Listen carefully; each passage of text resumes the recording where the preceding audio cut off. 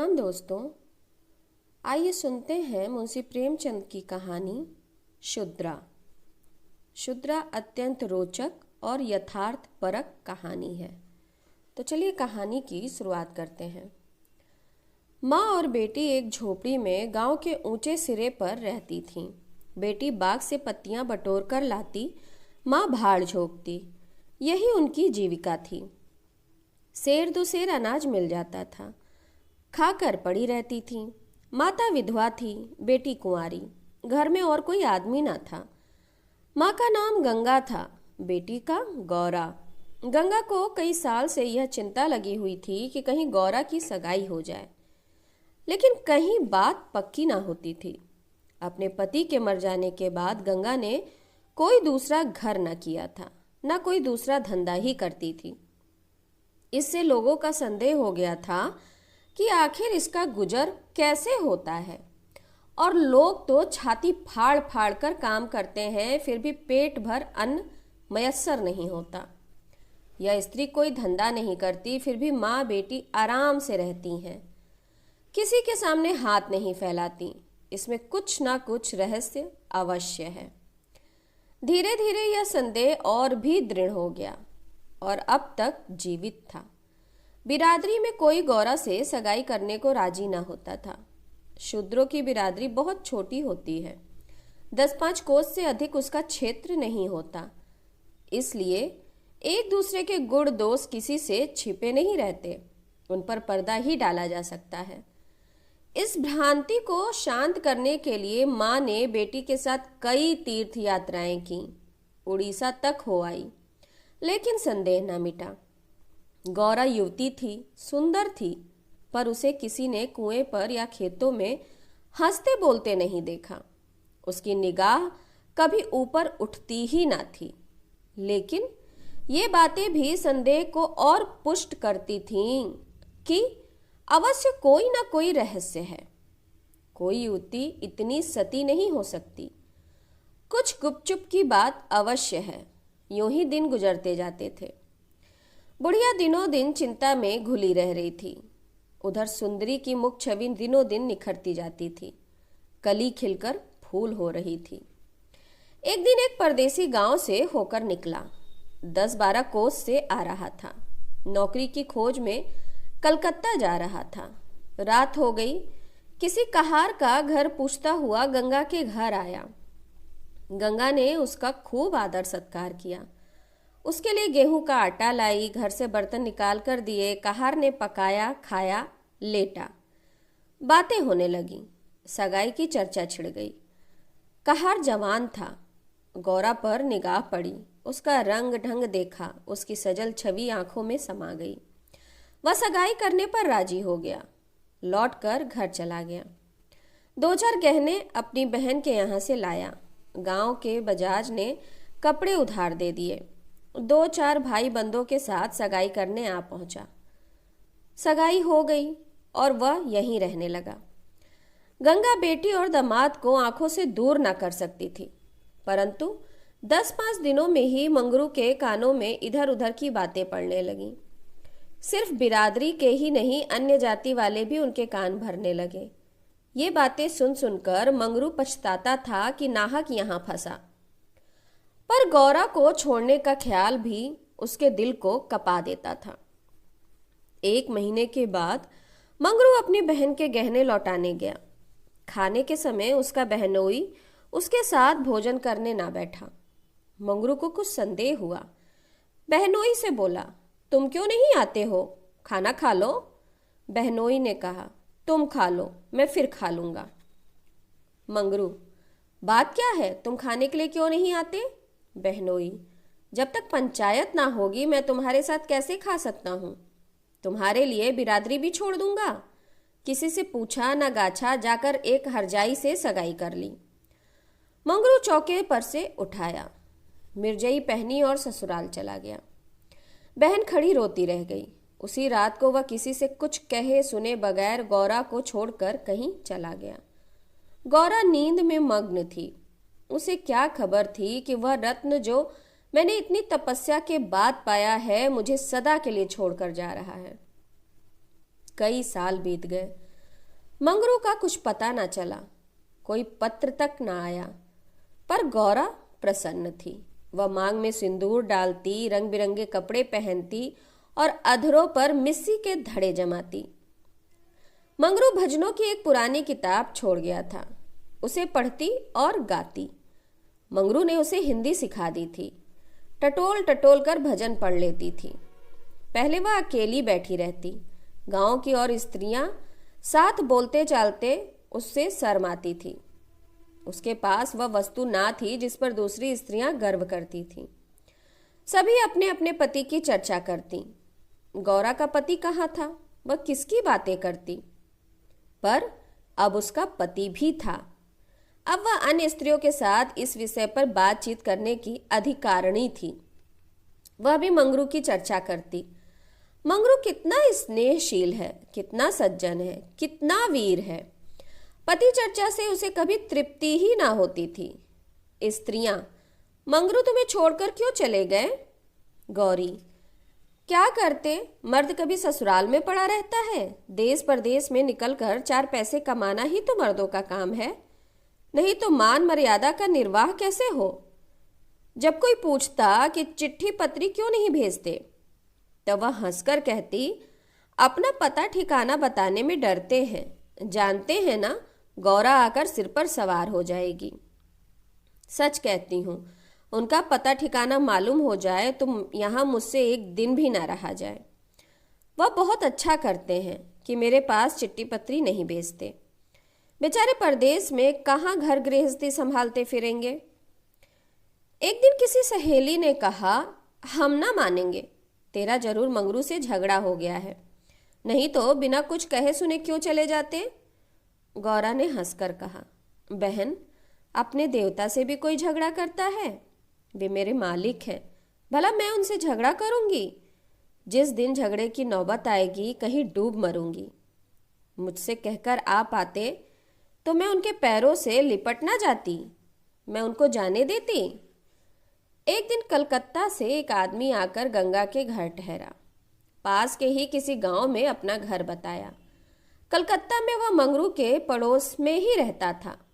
मंगरू ने उससे गौरा को अपने साथ लाने को कहा था। 2 साड़ियां और राह खर्च के लिए रुपए भी भेजे थे। गौरा फूली न समाई, बूढ़े ब्राह्मण के साथ चलने को तैयार हो गई। चलते वक्त वह गांव की सब औरतों से गले मिली। गंगा उसे स्टेशन तक पहुंचाने गई। सब कहते थे बेचारी लड़की के भाग जाग गए, नहीं तो यहाँ कुड़ कुड़ कर मर जाती। रास्ते भर गौरा सोचती, ना जाने वे कैसे हो गए होंगे। अब तो मूछें अच्छी तरह निकल आई होंगी। परदेश में आदमी सुख से रहता है, दे भराई होगी, बाबू साहब हो गए होंगे। मैं पहले 2 दिन उनसे बोलूंगी नहीं, फिर पूछूंगी तुम मुझे छोड़कर क्यों चले गए। अगर किसी ने मेरे बारे में कुछ बुरा भला कहा ही था तो तुमने उसका विश्वास क्यों कर लिया? तुम अपनी आंखों से ना देखकर दूसरों के कहने पर क्यों गए? मैं भली हूं या बुरी हूं तो तुम्हारी। तुमने मुझे इतने दिनों रुलाया क्यों? तुम्हारे बारे में अगर किसी तरह मुझे कोई कहता तो क्या मैं तुमको छोड़ देती? जब तुमने मेरी बाह पकड़ ली तो तुम मेरे हो गए। फिर तुम में लाख ऐब हो मेरी बला से, चाहे तुम तुर्क ही क्यों ना जाओ, मैं तुम्हें छोड़ नहीं सकती। तुम क्यों मुझे छोड़कर भागे? क्या समझते थे भागना सहज है? आखिर झक मारकर बुलाया कि नहीं? कैसे ना बुलाते? मैंने तो तुम्हारे ऊपर दया की कि चली आई, नहीं तो कह देती कि मैं ऐसे निर्दयी के पास नहीं जाती, तो तुम आप दौड़े आते। तप करने से देवता भी मिल जाते हैं, आकर सामने खड़े हो जाते हैं, तुम कैसे ना आते? वह बार बार उद्विग्न होकर बूढ़े ब्राह्मण से पूछती, अब कितनी दूर है? धरती के छोर पर रहते हैं क्या? और भी कितनी ही बातें वह पूछना चाहती थी, लेकिन संकोचवश पूछ नहीं सकती थी। मन ही मन अनुमान करके अपने आप को संतुष्ट कर लेती थी। उनका बड़ा सा मकान होगा, शहर में लोग पक्के घरों में रहते हैं। जब उनका साहब इतना मानता है तो नौकर भी होगा, मैं नौकर को भगा दूंगी, मैं दिन भर पड़े पड़े क्या किया करूंगी। उसे बीच बीच में घर की याद भी आ जाती थी। बेचारी अम्मा रोती होंगी। अब उन्हें घर का सारा काम आप ही करना पड़ेगा। ना जाने बकरियों को चराने ले जाती हैं या नहीं। बेचारी दिन भर में करती होंगी। मैं अपनी बकरियों के लिए महीने महीने रुपए भेजूंगी। जब कलकत्ता से लौटूंगी तब सबके लिए साड़ियाँ लाऊंगी। तब मैं इस तरह थोड़े लौटूंगी। मेरे साथ बहुत सा असबाब होगा। सबके लिए कोई ना कोई सौगात लाऊंगी। तब तक तो बहुत सी बकरियां हो जाएंगी। यही सुख स्वप्न देखते देखते गौरा ने सारा रास्ता काट दिया। पगली क्या जानती थी कि मेरे मन कुछ और है, कर्ता के मन कुछ और। क्या जानती थी कि बूढ़े ब्राह्मणों के भेष में पिशाच भी होते हैं। वह मन की मिठाई खाने में मग्न थी। तीसरे दिन गाड़ी कलकत्ता पहुंची। गौरा की छाती धड़ धड़ करने लगी। वह यहीं कहीं खड़े होंगे, अब आते ही होंगे। यह सोचकर उसने घूंघट निकाल लिया और संभल कर बैठी। मगर मंगरू वहां ना दिखाई दिया। बूढ़ा ब्राह्मण बोला, मंगरू तो यहाँ नहीं दिखाई देता। मैं चारों ओर छान आया। शायद किसी काम में लग गया होगा। आने की छुट्टी ना मिली होगी। मालूम भी तो ना था कि हम लोग किस गाड़ी से आ रहे हैं। उनकी राह क्यों देखें, चलो डेरे पर चले। दोनों गाड़ी पर बैठकर चले। गौरा कभी तांगे पर सवार ना हुई थी। उसे गर्व हो रहा था कि कितने ही बाबू लोग पैदल जा रहे हैं, मैं तांगे पर बैठी हुई हूँ। एक क्षण में गाड़ी मंगरू के डेरे पर पहुंच गई। एक विशाल भवन था। अहाता साफ सुथरा, साइबान में फूलों के गमले रखे हुए थे। ऊपर चढ़ने के लिए विस्मय, आनंद और आशा से उसे अपनी सुधि ही ना थी। सीढ़ियों पर चढ़ते चढ़ते पैर दुखने लगे। यह सारा महल उनका है। किराया बहुत देना पड़ता होगा। रुपए को तो वे कुछ समझते ही नहीं। उसका हृदय धड़क रहा था कि कहीं मंगरू ऊपर से उतरते ना आ रहे हों। सीढ़ी पर भेंट हो गई तो मैं क्या करूंगी। भगवान करे वे पड़े सोते रहे हों, तब मैं जगाऊं और वो मुझे देखते ही हड़बड़ा कर उठ बैठे। आखिर सीढ़ियों का अंत हुआ। ऊपर एक कमरे में गौरा को ले जाकर ब्राह्मण देवता ने बैठा दिया। यही मंगरू का डेरा था, मगर मंगरू यहां भी नदारद। कोठरी में केवल एक खाट पड़ी हुई थी। एक किनारे दो चार बर्तन रखे हुए थे। यही उनकी कोठरी है तो मकान किसी दूसरे का है। उन्होंने यह कोठरी किराए पर ली होगी। मालूम होता है रात को बाजार में पूड़ियाँ खाकर सो रहे होंगे।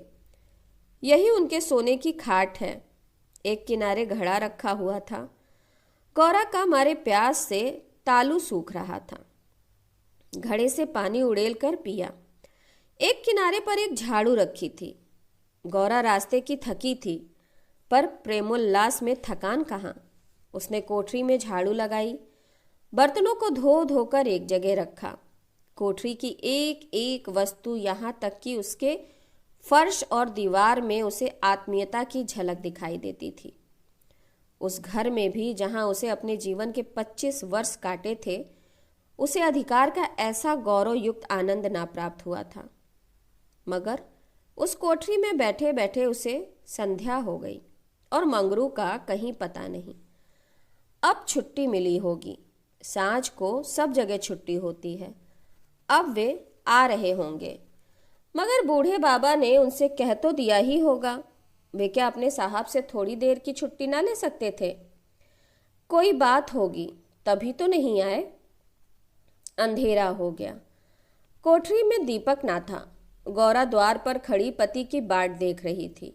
जाने पर बहुत से आदमियों के चढ़ने उतरने की आहट मिलती थी। बार बार गौरा को मालूम होता था कि वे आ रहे हैं, पर इधर कोई नहीं आता था। 9 बजे बूढ़े बाबा आए। गौरी ने समझा कि मंगरू है। झटपट कोठरी के बाहर निकल आई। देखा तो ब्राह्मण। वह बोली, वे कहाँ रह गए? बूढ़े बाबा बोले, उनकी तो यहाँ से बदली हो गई है। दफ्तर में गया था तो मालूम हुआ कि वह सब अपने साहब के साथ यहाँ से कोई 8 दिन की राह पर चले गए। उन्होंने साहब से बहुत हाथ पैर जोड़े कि मुझे 10 दिन की मोहलत दे दीजिए, लेकिन साहब ने एक न मानी। मंगरू यहाँ लोगों से कह गए हैं कि घर के लोग आए तो मेरे पास भेज देना। अपना पता दे गए हैं।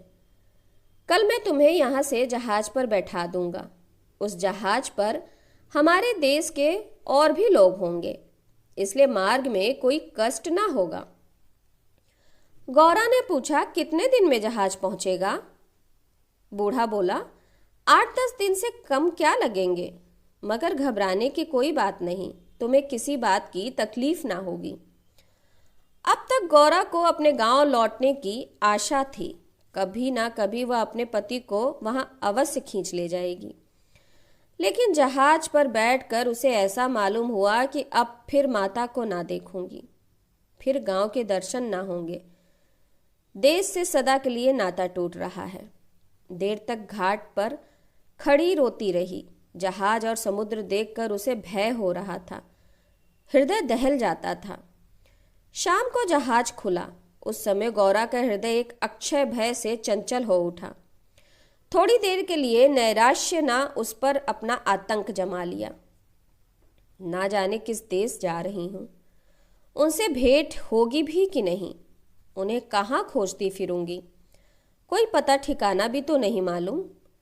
बार बार पछताती थी कि एक दिन पहले क्यों न चली आई। कलकत्ता में भेंट हो जाती तो मैं उन्हें वहां कभी न जाने देती। जहाज पर और कितने ही मुसाफिर थे, कुछ स्त्रियां भी थीं। उनमें बराबर गाली गलौज होती रहती थी, इसलिए गौरा को उनसे बातें करने की इच्छा न होती थी। केवल एक स्त्री उदास दिखाई देती थी। गौरा ने उससे पूछा, तुम कहाँ जाती हो बहन? उस स्त्री की बड़ी बड़ी आंखें सजल हो गईं। बोली, कहाँ बताऊं बहन, कहाँ जा रही हूँ? जहाँ भाग्य लेकर जाएगा वहीं जा रही हूँ। तुम कहाँ जाती हो? गौरा, मैं तो अपने मालिक के पास जा रही हूँ। जहाँ यह जहाज रुकेगा वे वहीं नौकर हैं। मैं कल आ जाती तो उनसे कलकत्ता में ही भेंट हो जाती। आने में देर हो गई। क्या जानती थी कि वे इतनी दूर चले जाएंगे? नहीं तो क्यों देर करती। स्त्री, अरे बहन, कहीं तुम्हें भी तो कोई बहका कर नहीं लाया है? तुम घर से किसके साथ आई हो? गौरा, मेरे आदमी ने कलकत्ता से आदमी भेजकर मुझे बुलाया था। स्त्री, वह आदमी तुम्हारी जान पहचान का था? गौरा, नहीं, उस तरफ का एक बूढ़ा ब्राह्मण था। स्त्री, वही लंबा सा दुबला पतला लकलक बूढ़ा जिसकी एक आंख में फूली पड़ी हुई है? गौरा, हाँ हाँ वही। क्या तुम उसे जानती हो? स्त्री, उसी दुष्ट ने तो मेरा भी सर्वनाश किया है। ईश्वर करे उसकी सातों पुश्तें नरक भोगें, उसका निर्वंश हो जाए, कोई पानी देने वाला भी ना रहे, कोढ़ी होकर मरे।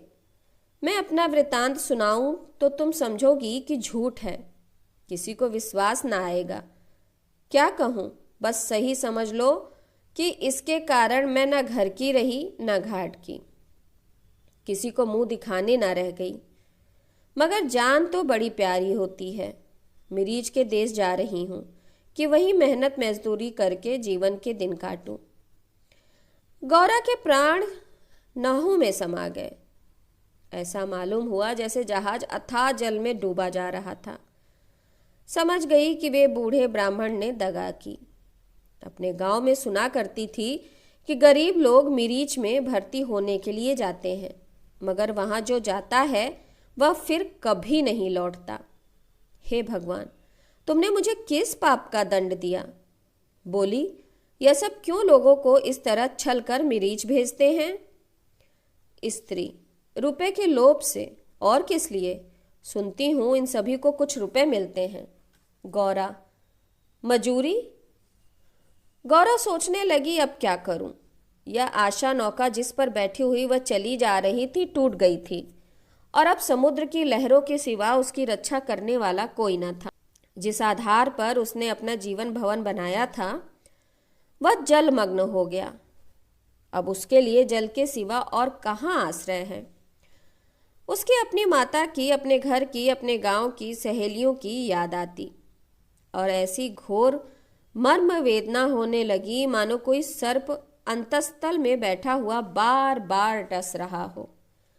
भगवान, अगर मुझे यही यातना देनी थी तो तुमने जन्म ही क्यों दिया था? तुम्हें दुखिया पर दया नहीं आती? जो पिसे हुए हैं उन्हीं को पीसते हो? करुण स्वर में बोली। तो अब क्या करना होगा बहन? स्त्री बोली। यह तो वहां पहुंचकर मालूम होगा।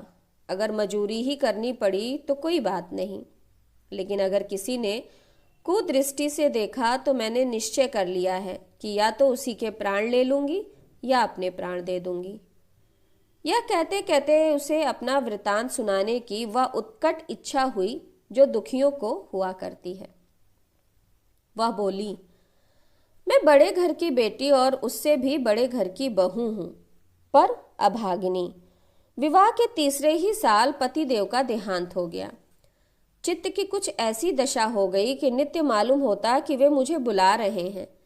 पहले तो आंख झपकते ही उनकी मूर्ति सामने आ जाती थी, लेकिन फिर तो यह दशा हो गई कि जागृत दशा भी रह रहकर उनके दर्शन होने लगे। बस यही जान पड़ता था कि वे साक्षात खड़े बुला रहे हैं।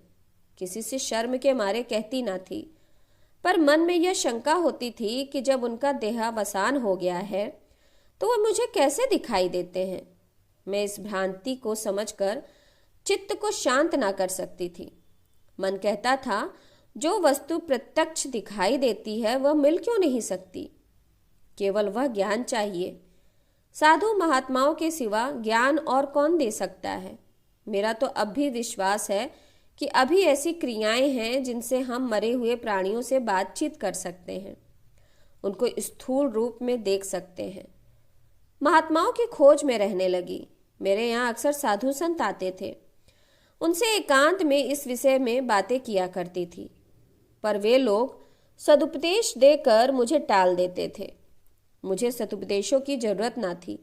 मैं वैधव्य धर्म खूब जानती थी। मैं तो वह ज्ञान चाहती थी जो जीवन और मरण के बीच का पर्दा उठा दे। 3 साल तक मैं इसी खेल में लगी रही। 2 महीने बाद वही बूढ़ा ब्राह्मण सन्यासी बना हुआ मेरे यहाँ पहुंचा। मैंने उससे वही भिक्षा मांगी। इस धूर्त ने कुछ ऐसा मायाजाल फैलाया कि मैं आंखें रहते हुए भी फंस गई। अब सोचती हूँ तो अपने ऊपर आश्चर्य होता है कि मुझे उसकी बातों पर इतना विश्वास क्यों हुआ। मैं पति दर्शन के लिए सब कुछ झेलने को, सब कुछ करने को तैयार थी। इसने रात को अपने पास बुलाया। मैं घर वालों से पड़ोसिन के घर जाने का बहाना करके इसके पास गई। एक पीपल से इसकी धुई जल रही थी। उस विमल चांदनी में यह जटाधारी ज्ञान और योग का देवता सा मालूम होता था। मैं आकर धुई के पास खड़ी हो गई। उस समय यदि बाबा जी मुझे आग में कूद पड़ने की आज्ञा देते तो मैं तुरंत कूद पड़ती। उसने मुझे बड़े प्रेम से बैठाया और मेरे सिर पर हाथ रखकर ना जाने क्या कर दिया कि मैं बेसुध हो गई। फिर मुझे कुछ नहीं मालूम कि मैं कहाँ गई, क्या हुआ। जब मुझे होश आया तो मैं रेल पर सवार थी। जी में आया कि चिल्लाऊं, पर यह सोचकर कि अब गाड़ी रुक भी गई और मैं उतर भी पड़ी तो घर में घुसने ना पाऊंगी, मैं चुपचाप बैठी रह गई। मैं परमात्मा की दृष्टि से निर्दोष थी, पर संसार की दृष्टि में कलंकित हो चुकी थी। रात को किसी युवती का घर से निकल जाना कलंकित करने के लिए काफी था। जब मुझे मालूम हो गया कि सब मुझे टापू में भेज रहे हैं तो मैंने जरा भी आपत्ति नहीं की। मेरे लिए अब सारा संसार एक सा है। जिसका संसार में कोई ना हो उसके लिए देश परदेश दोनों बराबर है। हाँ, यह पक्का निश्चय कर चुकी हूँ कि मरते दम तक अपने सत की रक्षा करूंगी। विधि के हाथ में मृत्यु से बढ़कर कोई यातना नहीं। विधवा के लिए मृत्यु का क्या भय? उसका तो जीना और मरना दोनों बराबर है। बल्कि मर जाने से जीवन की विपत्तियों का तो अंत हो जाएगा। गौरा ने सोचा, इस स्त्री में कितना धैर्य और साहस है, फिर मैं क्यों इतनी कातर और निराश होती जा रही हूँ। जब जीवन की अभिलाषाओं का अंत हो गया तो जीवन के अंत का क्या डर। बोली, बहन, हम और तुम एक जगह रहेंगी। मुझे तो अब तुम्हारा ही भरोसा है। स्त्री ने कहा, भगवान का भरोसा रखो और मरने से मत डरो। सघन अंधकार छाया हुआ था। ऊपर काला आकाश था, नीचे काला जल। गौरा आकाश की ओर ताक रही थी, उसकी संगनी जल की ओर। उसके सामने आकाश के कुसुम थे, इसके चारों ओर अनंत अखंड अपार अंधकार था। जहाज से उतरते ही एक आदमी ने यात्रियों के नाम लिखने शुरू किए। इसका पहनावा तो अंग्रेजी था, पर बातचीत से हिंदुस्तानी मालूम होता था। गौरा सिर झुकाए अपनी संगनी के पीछे खड़ी थी। उस आदमी की आवाज सुनकर वह चौंक पड़ी। उसने दबी आंखों से उसकी ओर देखा। उसके समस्त शरीर में सनसनी दौड़ गई।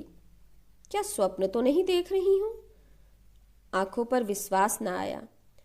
फिर उस पर निगाह डाली। उसकी छाती वेग से धड़कने लगी और पैर थर थर कांपने लगे। ऐसा मालूम होने लगा मानो चारों ओर जल ही जल है और उसमें बही जा रही है। उसने अपनी संगनी का हाथ पकड़ लिया, नहीं तो जमीन पर गिर पड़ती। उसके सम्मुख वही पुरुष खड़ा था जो उसका प्राणाधार था और जिससे इस जीवन में भेंट होने की उसे लेश मात्र भी आशा न थी। यह मंगरू था, इसमें जरा भी संदेह न था। हाँ, उसकी सूरत बदल गई थी। यौवन काल का वह कांतिमय साहस सदै छवि नाम को भी न थी। बाल खिचड़ी हो गए थे, गाल पिचके हुए, लाल आंखों से कुवासना और कठोरता झलक रही थी, पर था वह मंगरू। गौरा के मन में प्रबल इच्छा हुई कि स्वामी के पैरों से लिपट जाऊं। चिल्लाने का जी चाहा, पर संकोच ने मन को रोका। बूढ़े ब्राह्मण ने बहुत ठीक कहा था। स्वामी ने अवश्य मुझे बुलाया था और आने से पहले यहाँ चले आए। उसने अपनी संगनी के कान में कहा, बहन, तुम उस ब्राह्मण को व्यर्थ ही बुरा कह रही थी। यही तो वे हैं जो यात्रियों के नाम लिख रहे हैं।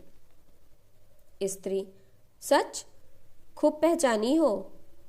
गौरा, बहन, क्या इसमें भी शक हो सकता है?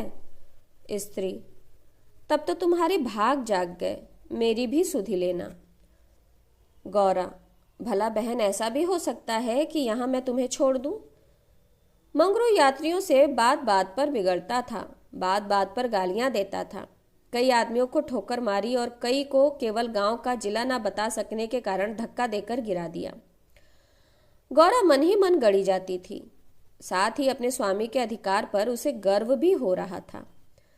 आखिर मंगरू उसके सामने आकर खड़ा हो गया और कुचेष्टापूर्ण नेत्रों से देखकर बोला, तुम्हारा नाम क्या है? गौरा ने कहा, गौरा। मंगरू चौंक पड़ा, फिर बोला, घर कहाँ है? मदनपुर, जिला बनारस। यह कहते कहते हंसी आ गई। मंगरू ने अब की बार उसकी ओर ध्यान से देखा, तब लपक कर उसका हाथ पकड़ लिया और बोला, गौरा, तुम यहाँ कहाँ? मुझे पहचानती हो? गौरा रो रही थी, मुंह से बात ना निकलती। मंगरू फिर बोला, तुम यहाँ कैसे आई? गौरा खड़ी हो गई, आंसू पोंछ डाले और मंगरू की ओर देखकर बोली, तुम ही ने तो बुला भेजा था। मंगरू, मैं तो 7 साल से यहाँ हूँ। गौरा, तुमने उस बूढ़े ब्राह्मण से मुझे लाने को नहीं कहा था? मंगरू, कह तो रहा हूँ मैं 7 साल से यहाँ हूँ, मरने पर भी यहाँ से ना जाऊंगा। भला तुम्हें क्यों बुलाता? गौरा को मंगरू से निष्ठुरता की आशा ना थी। उसने सोचा, अगर यह सत्य भी हो कि इन्होंने मुझे नहीं बुलाया, तो भी इन्हें मेरा यूं अपमान ना करना चाहिए था। क्या ये समझते हैं कि मैं इनकी रोटियों पर आई हूं? ये तो इतने ओछे स्वभाव के ना थे। शायद दर्जा पाकर इन्हें मद हो गया है। उसने नारी सुलभ अभिमान से कहा, तुम्हारी इच्छा हो तो अब यहाँ से लौट जाओ, तुम्हारे ऊपर भार बनना नहीं चाहती। मंगरू कुछ लज्जित होकर बोला, अब तुम यहाँ से लौट नहीं सकती गौरा, यहाँ आकर बिरला ही कोई लौटता है। यह कहकर वह कुछ देर चिंता में मग्न खड़ा रहा, मानो संकट में पड़ा हुआ हो कि क्या करना चाहिए। उसकी कठोर मुखाकृति पर दीनता का रंग छलक पड़ा। तब कातर स्वर से बोला, जब आ ही गई हो तो रहो, जैसी कुछ पड़ेगी देखी जाएगी। गौरा, जहाज फिर कब लौटेगा? मंगरू, तुम यहाँ से 5 बरस से पहले नहीं जा सकती। गौरा, क्यों, क्या कोई जबरदस्ती है? मंगरू, हाँ, यहाँ का यही हुक्म है।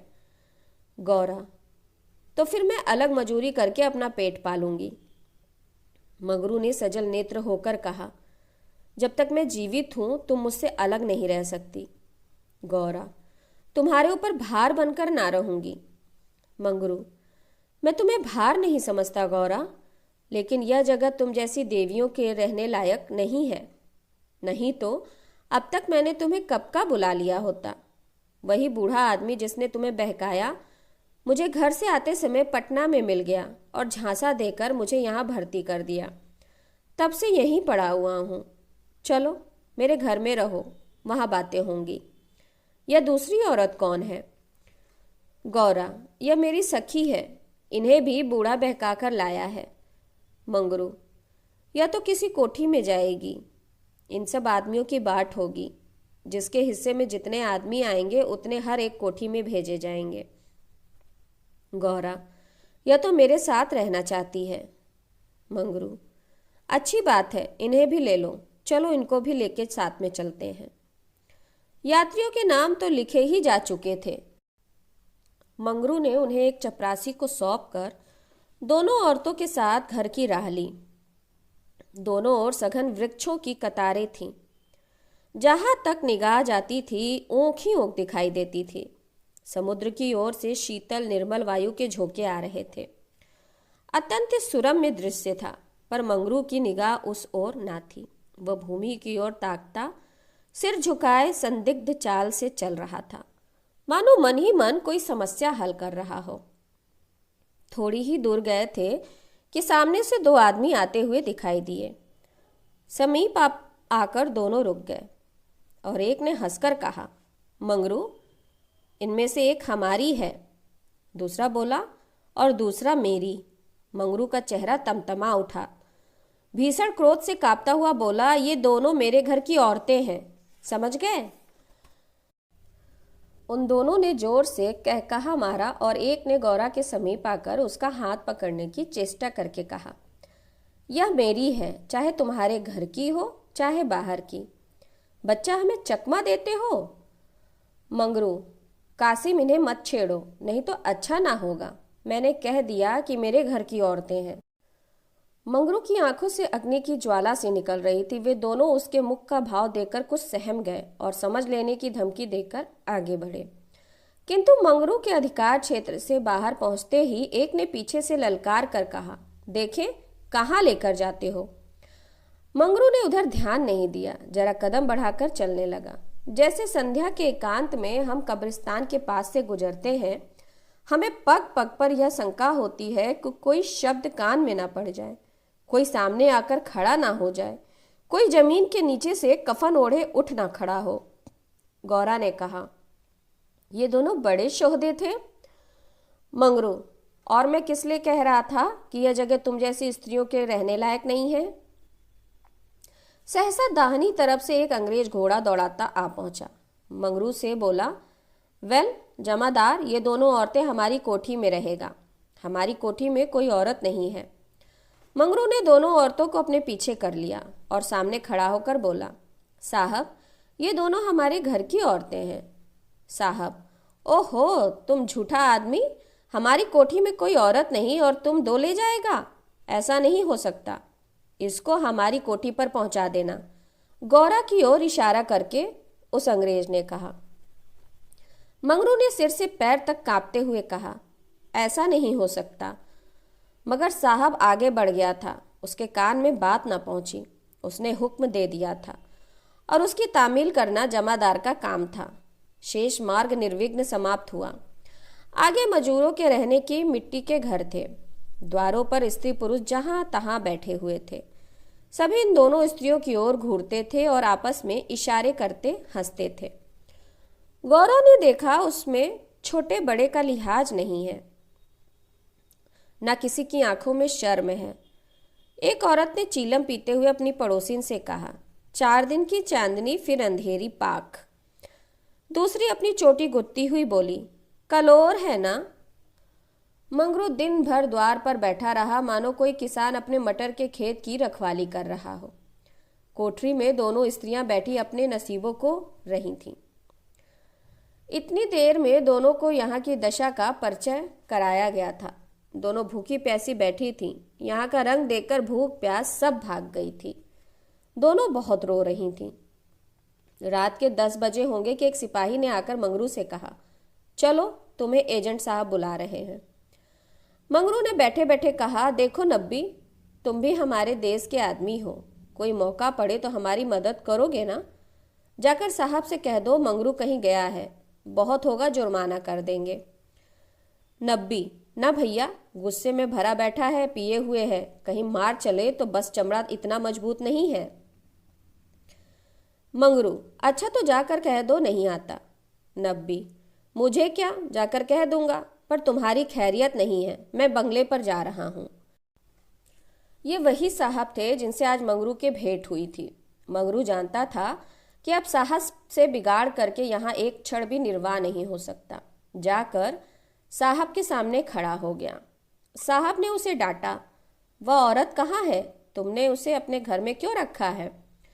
मंगरू, हुजूर, वह मेरी ब्याता औरत है। साहब, अच्छा, वह दूसरी कौन है? मंगरू, वह मेरी सगी बहन है हुजूर। साहब, हम कुछ नहीं जानता, तुमको लाना पड़ेगा, दो में से कोई एक। मंगरू पैरों पर गिर पड़ा और रो रो कर अपनी सारी राम कहानी सुना गया, पर साहब जरा भी न पसीजे।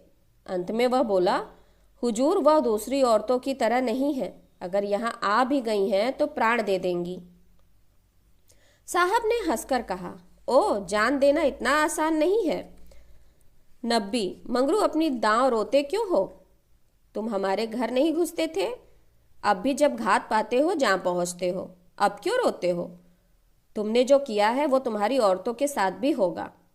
एजेंट, ओह, यह बदमाश है, अभी जाकर लाओ, नहीं तो हम तुमको हंटरों से पीटेगा। मंगरू, हुजूर, जितना चाहे पीट ले, मगर मुझसे यह काम करने को ना कहे जो मैं जीते जी नहीं कर सकता। एजेंट, हम 100 हंटर मारेगा। मंगरू, हुजूर 1000 हंटर मार ले, लेकिन मेरे घर की औरतों से ना बोले। एजेंट नशे में चूर था। हंटर लेकर मंगरू पर पड़ गया और लगा सड़ासड़ जमाने। 10-12 कोड़े मंगरू ने धैर्य के साथ सहे, फिर हाय हाय करने लगा। देह की खाल फट गई थी और मांस पर चाबुक पड़ता था तो बहुत जब्त करने पर भी कंठ से आर्त ध्वनि निकल आती थी। और अभी 100 में कुल 15 चाबुक पड़े थे। रात के 10 बज गए थे। चारों ओर सन्नाटा छाया था और उस नीरव अंधकार में मंगरू का करुण विलाप किसी पक्ष की भांति आकाश में मंडरा रहा था। वृक्षों के समूह भी हतबुद्धि से खड़े मौन रुदन की मूर्ति बने हुए थे।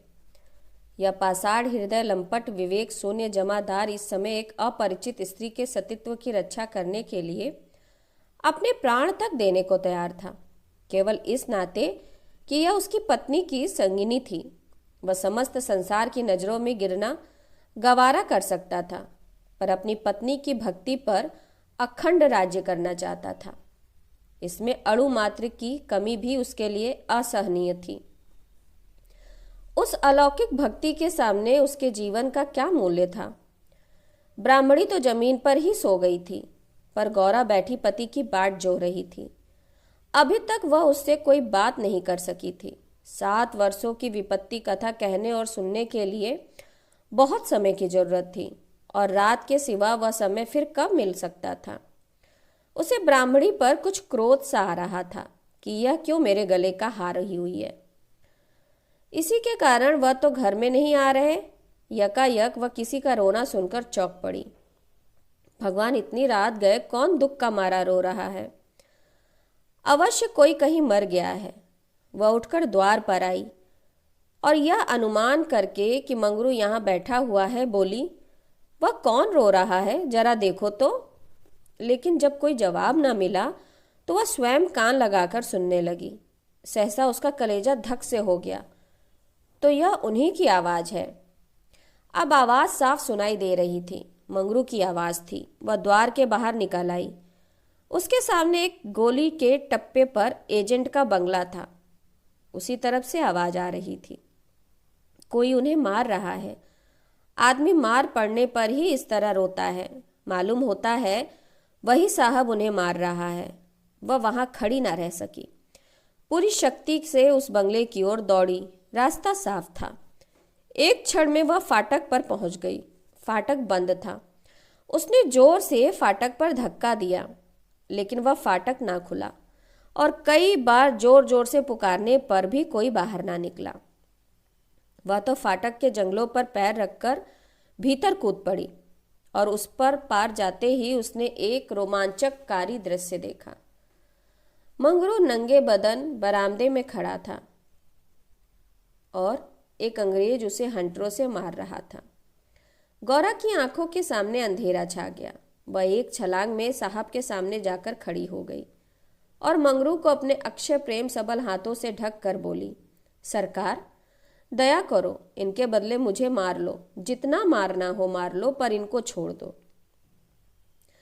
एजेंट ने हाथ रोक लिया और उन्मत्त की भांति गौरा की ओर कई कदम आकर बोला, हम इसको छोड़ दें तो तुम मेरे पास रहेगा? मंगरू के नथुने फड़कने लगे। यह पामर नीच अंग्रेज मेरी पत्नी से इस तरह की बातें कर रहा है। अब तक वह जिस अमूल्य रत्न की रक्षा करने के लिए इतनी यातना सह रहा था, वही वस्तु साहब के हाथों में चली जा रही है। यह असहनीय था। उसने चाहा कि लपक कर साहब की गर्दन तोड़ दे। यह अपमान सहने के बाद जीकर क्या करूंगा? नब्बी ने तुरंत पकड़ लिया और कई आदमियों को बुलाकर उसके हाथ पांव बांध दिए। मंगरू भूमि पर छटपटाने लगा। गौरी रोती हुई साहब के पैरों में गिर गई और बोली, हुजूर इन्हें छोड़ दें, मुझ पर दया करें। एजेंट, तुम हमारे पास रहेगा? गौरा ने खून का घूंट पीकर कहा। हाँ, रहूंगी। बाहर मंगरू बरामदे में पड़ा कराह रहा था। उसकी देह में सूजन थी और घावों में जलन। सारे अंग जकड़ गए थे। हिलने की भी शक्ति न थी। हवा घावों में शर के समान चुभती थी, लेकिन यह सारी व्यथा वह सह सकता था। असहज यह था कि साहब गौरा के साथ इसी घर में विहार कर रहा है और मैं कुछ नहीं कर सकता। वह अपनी पीड़ा भूल सी गया था। कान लगाकर सुन रहा था कि उनकी बातों की भनक कान में पड़ जाए। देखे तो क्या बातें हो रही हैं। गौरा अवश्य चिल्लाकर भागेगी और साहब उसके पीछे दौड़ेगा। अगर मुझसे उठा जाता तो उस वक्त साहब को खोद कर गाड़ ही देता, लेकिन बड़ी देर हो गई। ना तो गौरा चिल्लाई, ना बंगले से निकलकर भागी। वह उस सजे सजाए कमरे में साहब के पास बैठी सोच रही थी, क्या इसमें तनिक भी दया नहीं है? मंगरू का पीड़ा क्रंदन सुन सुनकर उसके हृदय के टुकड़े हुए जाते थे। क्या इसके अपने भाई बंद माँ बहन नहीं है? माता यहाँ होती तो उसे इतना अत्याचार ना करने देती। मेरी अम्मा लड़कों पर कितना बिगड़ती थी जब वह किसी पेड़ पर ढेले चलाते देखती थी। पेड़ में भी प्राण होते हैं। क्या इसकी माता इसे एक आदमी के प्राण लेते देखकर भी मना नहीं करती? साहब शराब पी रहा था और गौरा गोश्त काटने का छुरा हाथ में लिए खेल रही थी। सहसा गौरा की निगाह एक चित्र की ओर गई।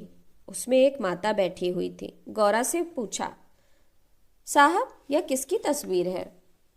साहब ने शराब का गिलास मेज पर रखकर कहा, ओ वह हमारे खुदा की माँ मरियम है। गौरा, बड़ी अच्छी तस्वीर है। क्यों साहब, तुम्हारी माँ जीवित है ना? साहब, वह मर गया। जब हम यहाँ आया तो वह बीमार हो गया, हम उसको देख भी नहीं सका। साहब के मुखमंडल पर करुणा की झलक दिखाई दी। गौरा, तब तो उन्हें बड़ा दुख हुआ होगा। तुम्हें अपनी माता से भी प्यार नहीं था? वह रो रो कर मर गई और तुम देखने भी नहीं गए, तभी तुम्हारा दिल इतना कड़ा है। साहब, नहीं नहीं, हम अपनी माता को बहुत चाहता था। वैसा औरत दुनिया में ना होगा। हमारा बाप हमको बहुत छोटा सा छोड़कर मर गया। मामा ने कोयले की खान में मजूरी करके हमको पाला। गौरा, तब तो वह देवी थी। इतनी गरीबी का दुख सहकर भी तुम्हें दूसरों पर तरस नहीं आता? क्या वह दया की देवी तुम्हारी बेदर्दी देखकर दुखी ना होती होगी? उनकी कोई तस्वीर है तुम्हारे पास? साहब, ओह, हमारे पास उनकी कई फोटो है। देखो, वह उन्हीं की तस्वीर है, वहां उस दीवार पर। गौरा ने समीप जाकर तस्वीर देखी और करुण स्वर में बोली, सचमुच देवी थी। जान पड़ता है दया की देवी है। वे तुम्हें कभी मारती थी कि नहीं? मैं तो जानती हूं वे कभी किसी पर बिगड़ती नहीं होंगी, बिल्कुल दया की मूर्ति है। साहब, ओ, मामा हमको कभी नहीं मारता था। वह बहुत गरीब था। हर अपने कमाई में कुछ न कुछ जरूर खैरात करता था। किसी बेबाप के बालक को देखकर उसकी आंखों में आंसू भर जाता था। वह बहुत ही दयावान था। गौरा ने तिरस्कार के स्वर में कहा, और उसी देवी के पुत्र होकर तुम इतने निर्दयी हो। अगर वह होती तो तुम्हें किसी को इस तरह हत्यारों की भांति मारने नहीं देती। वह स्वर्ग में रो रही होगी। स्वर्ग नर्क तो तुम्हारे यहाँ भी होगा। ऐसी देवी के पुत्र तुम कैसे हो गए? गौरव को ये बातें कहते हुए जरा भी भय न होता था। उसने अपने मन में एक दृढ़ संकल्प कर लिया था और अब उसे किसी प्रकार का भय न था। जान से हाथ धोने का निश्चय कर लेने के बाद भय की छाया भी नहीं रह जाती। किंतु वह हृदय शून्य अंग्रेज इन तिरस्कार पर आग हो जाने के बदले और भी नम्र होता जाता था। गौरा मानवीय भावों से कितनी ही अनभिज्ञ हो, पर इतना जानती थी कि अपनी जननी के लिए प्रत्येक हृदय में, चाहे वह साधु का हो या कसाई का, आदर और प्रेम का एक कोना सुरक्षित रहता है। ऐसा भी कोई अभागा प्राणी है जिसे मात्र स्नेह की स्मृति थोड़ी देर के लिए रुलाना देती हो, उसके हृदय के कोमल भाव को जगाना देती हो? साहब की आंखें डबडबा गई थीं। सिर झुकाए बैठा रहा। गौरा ने फिर उसी ध्वनि में कहा, तुमने उसकी सारी तपस्या धूल में मिला दी। जिस देवी ने मर मर कर तुम्हारा पालन किया, उसी को मरने के बाद तुम इतना कष्ट दे रहे हो। क्या इसलिए माता अपने पुत्र को रक्त पिला पिला कर पालती है? अगर वह बोल सकती तो क्या चुप बैठी रहती? तुम्हारे हाथ पकड़ सकती तो ना पकड़ती? मैं तो समझती हूं वे जीवित होती तो इस वक्त विष खाकर मर जाती। साहब अब जब्त ना कर सके। नशे में क्रोध की भांति ग्लानि का वेग सहज ही उठ जाता है।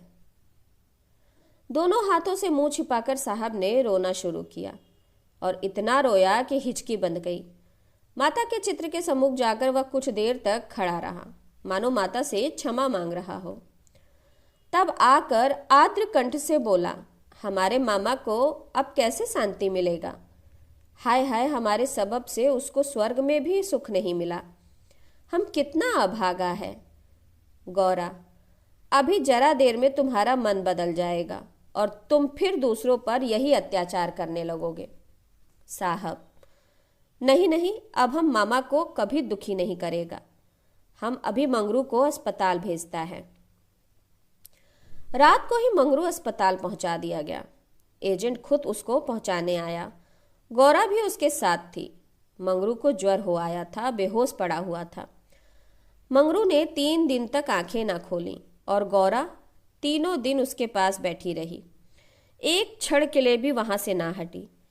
एजेंट भी कई बार हालचाल पूछने आ जाता और हर मर्तबा गौरा से क्षमा मांगता। चौथे दिन मंगरू ने आंखें खोली तो देखा गौरा सामने बैठी हुई है। गौरा उसे आंखें खोलते देखकर पास खड़ी हुई और बोली, अब कैसा जी है? मंगरू ने कहा, तुम यहाँ कब आई? गौरा, मैं तो तुम्हारे साथ ही यहाँ आई थी, तब से यहीं हूँ। मंगरू, साहब के बंगले में क्या जगह नहीं है? गौरा, अगर बंगले की चाह होती तो 7 समुद्र पार तुम्हारे पास क्यों आती? मंगरू, आकर कौन सा सुख दे दिया है? तुम्हें यही करना था तो मुझे मर क्यों ना जाने दिया? गोरा ने झुंझुलाकर कहा, तुम इस तरह की बातें मुझसे ना करो। ऐसी बातों से मेरी देह में आग लग जाती है। मंगरू ने मुंह फेर लिया, मानो उसे गौरा की बात पर विश्वास नहीं आया। दिन भर गौरा मंगरू के पास बिना दाना पानी खड़ी रही। गौरा ने कई बार उसे बुलाया, लेकिन वह चुप्पी साधे रह गया। यह संदेह युक्त निरादर कोमल हृदय गौरा के लिए असहनीय था। जिस पुरुष को वह देवतुल्य समझती थी, उसके प्रेम से वंचित होकर वह कैसे जीवित रह सकती थी? यही प्रेम उसके जीवन का आधार था। उसे खोकर अब वह अपना सर्वस्व खो चुकी थी। आधी रात से अधिक बीत चुकी थी। मंगरू बेखबर सोया हुआ था, शायद कोई स्वप्न देख रहा था। गौरा ने उसके चरणों पर सिर रखा और अस्पताल से निकली। मंगरू ने उसका परित्याग कर दिया था, वह भी उसका परित्याग करने जा रही थी। अस्पताल के पूर्व दिशा में एक फलांग पर एक छोटी नदी बहती थी। गौरा उसकी कगार पर खड़ी हो गई। अभी कई दिन पहले वह अपने गांव में आराम से पड़ी हुई थी। उसे क्या मालूम था कि जो वस्तु इतनी मुश्किल से मिल सकती है वह इतनी आसानी से खोई भी जा सकती है। उसे अपनी माँ की, अपने घर की, अपनी सहेलियों की, अपने बकरी के बच्चों की याद आई। वह सब छोड़कर इसलिए यहाँ आई थी। पति के ये शब्द, क्या साहब के बंगले में जगह नहीं है?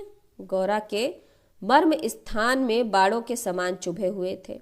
यह सब मेरे ही कारण तो हुआ। मैं ना रहूंगी तो वे फिर आराम से रहेंगे। सहसा उसे ब्राह्मणी की याद आ गई। उस दुखिया के दिन यहाँ कैसे कटेंगे? चलकर साहब से कह दूं कि उसे या तो उसके घर भेज दे या किसी पाठशाला में काम दिला दे। वह लौटना ही चाहती थी कि किसी ने पुकारा, गौरा, गौरा। वह मंगरू का करुण कंपित स्वर था। वह चुपचाप खड़ी हो गई। मंगरू ने फिर पुकारा, गौरा तुम कहाँ हो? मैं ईश्वर से कहता हूं कि। गौरा ने और कुछ ना सुना। वह धम से नदी में कूद पड़ी। वह बिना अपने जीवन का अंत किए वे स्वामी की विपत्तियों का अंत नहीं कर सकती थी। नीचे गिरने की आवाज सुनते ही मंगरू भी नदी में कूद पड़ा। वह अच्छा तैराक था, मगर कई बार गोते मारने पर भी गौरा का पता नहीं चला।